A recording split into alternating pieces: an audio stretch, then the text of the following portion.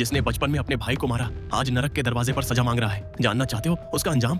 तो आंखें झपकाना भी मना है। उस आदमी को नरक में सजा मिलने वाली थी। उसकी जीभ खींचकर बाहर निकाली जानी थी, लेकिन ऐन मौके पर नरक का दूत अश्वदूत उसके बचाव में सामने आ गया और वो मौत के मुंह से बच निकला। वो फायरमैन दो लोगों से झूठ बोल रहा था। एक थी उसकी माँ सीमा और दूसरी थी उसके साथी की छोटी बच्ची अनवी। उसने माँ से कहा कि वो बिल्कुल ठीक है और बच्ची से कहा कि उसके पापा अब भी जिंदा हैं। भले ही सच्चाई एक दिन सामने आ जाती, लेकिन वही झूठ उनके जीने की उम्मीद था और एक अच्छा झूठ पाप नहीं होता। फायर फाइटर्स आगे बढ़ते हैं अन्याय के नरक में, जहां 5 राजाओं का राजा महान्यायेश्वर शासन करता है, और विश्वासघात के नरक में, जहां राजा करदम सिंह का राज है। वहां भी उसके खिलाफ कोई सुनवाई नहीं हुई। लेकिन जब वो पहुंचा हिंसा के नरक में, तो उस पर आरोप था कि बचपन में उसने अपने छोटे भाई अर्जुन को बिना वजह पीटा था, जिससे अर्जुन घर छोड़कर भाग गया था।